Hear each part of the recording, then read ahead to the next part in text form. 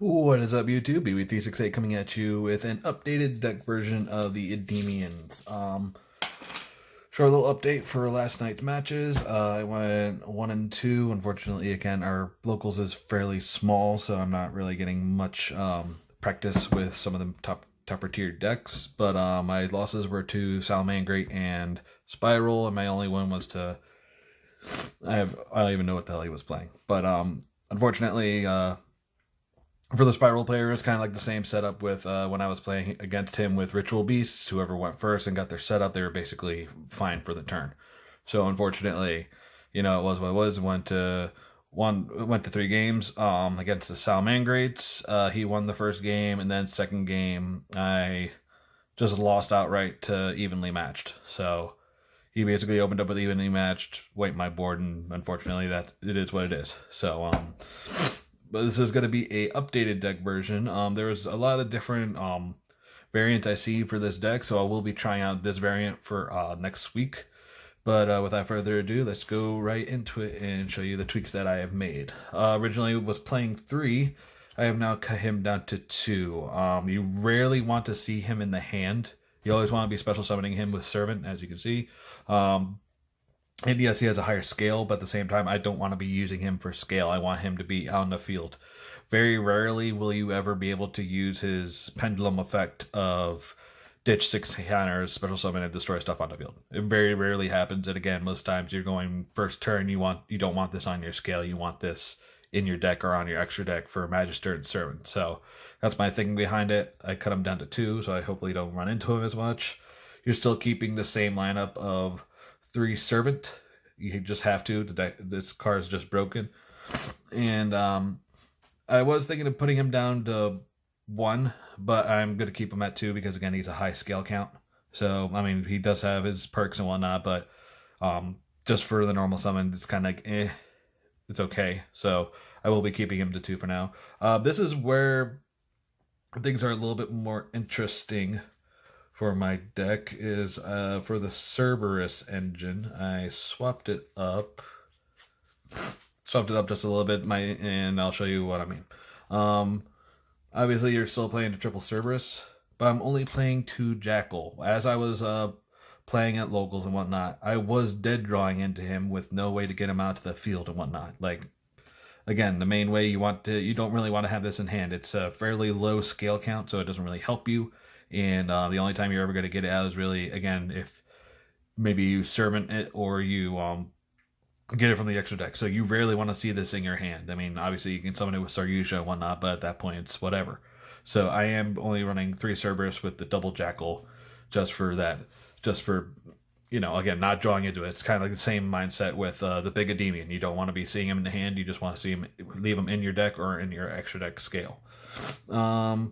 Then I'll be still keeping the 3 of the Darkworm. This card is, again, a very good extender for the deck.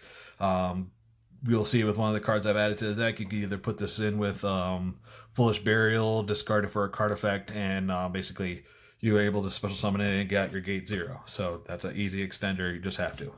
I cut down to 2 Sorcerer with the 1 Time Wizard. Sorcerer was kind of like, again, don't really want to be seeing this, but it gives you the option to extend. So that's why I just cut it down to 2 instead of just cutting it entirely. And again, having the extra monster to make Electromite is fairly easy. Again, with playing triple Darkworm with this and also playing double Curtain Riser. Was at 3, put it down to 2 because, again, the same exact thing. I'm dead drawing it. I might be opening with double of these, and it's like, okay, this is kind of stupid. I can't do anything with the second one, especially for this turn. So it is what it is. Cut it down to 2, trying to hit it less. Then I'm playing double Black Fang and the new edition, double purple. You'll see why with my spell cards. My spell card count has gone up while my monster count has gone down. You'll see from the spells why that is. But double of each of these, because again, this is a fairly low spell. Basically, this equals into an instant pendulum summon, because you can summon between 2 and 7. So automatically, like, from the 1 card I'm playing, you can instantly have a scale set up. Then, obviously, the double Sloth and the 1 Lechery. Same exact thing. Like, I was running 3s of everything, and I was dead drawing it. Again, you do not want to be seeing this in your hand, you want to either summoning from the deck or summoning from the extra deck. And you'll see with my extra deck how I've tweaked that to be able to actually grab this out, or any other negates as well. But again, having 3 of the Sloth was kind of dead drawing it a lot. It didn't really serve a purpose when it was in my hand. So unfortunately, I'll be cutting that down to 2 and then to 1.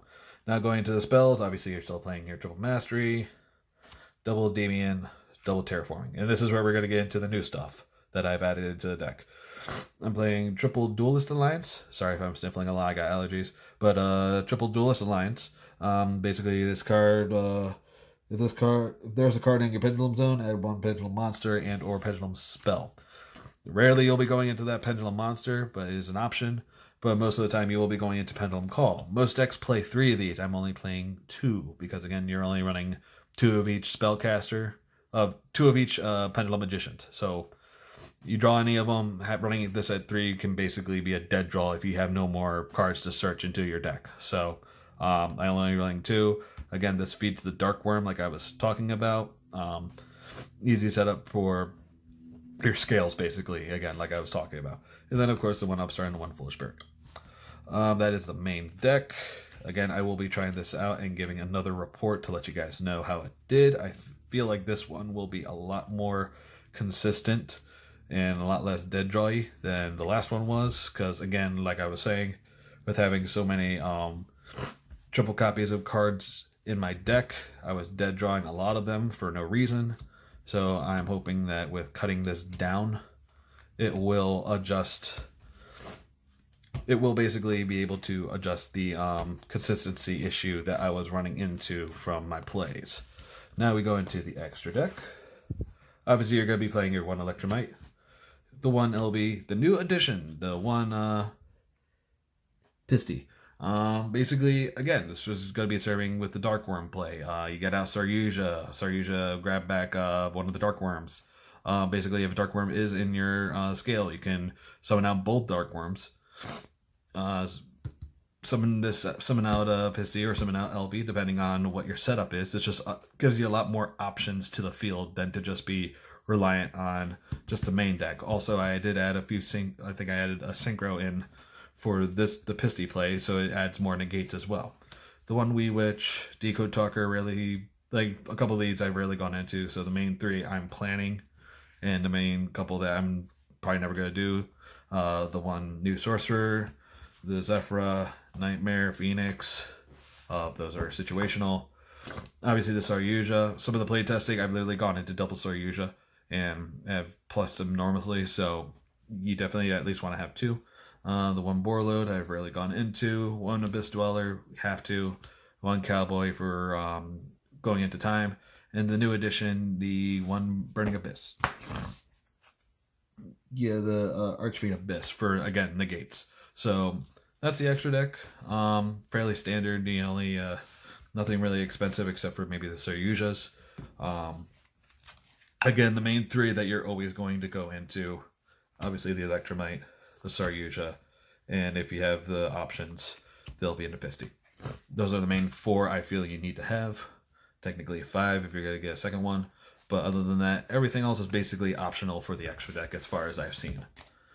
Now for the side deck, I have swapped it up just a tiny bit. Unfortunately, my red reboots have yet to come in, so they will be taking a spot in here. But I will be testing Triple Ghost Ogre for, again, if they're going to go for a big play, especially against Salamangreat, pop the, go into their first link, pop the guy, wow,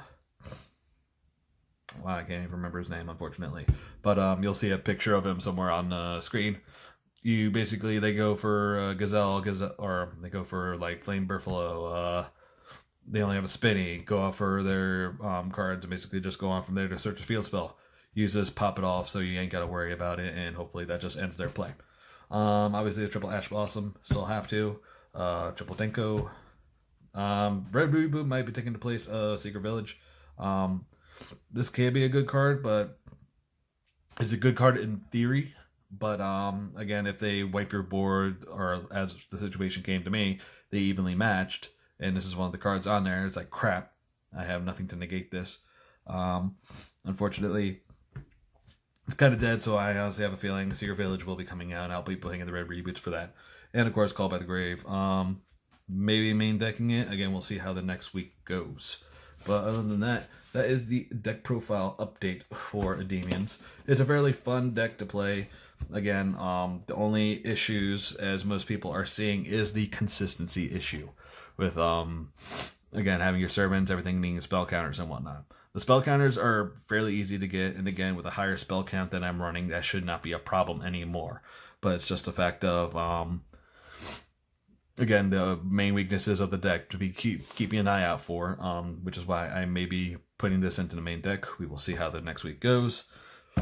But this deck fails to Ash Blossom.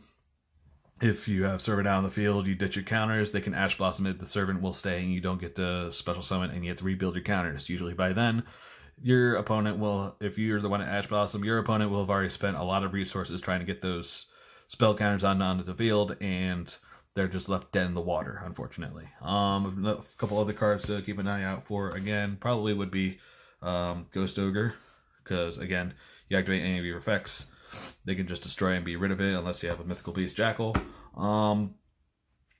Summon limit, obviously, is the biggest thing that you're going to have to be careful for because, again, if you summon 2, that's it. Just a few cards to keep an eye out for. Let me know what you guys think of the new deck profile, the new update, what you think of, if you are playing Edymion, let me know what you guys think of any issues that you had so far. Maybe we can brainstorm and come up with some other ideas that the deck could use for getting a little bit more consistent. Other than that, this is BW368, signing out.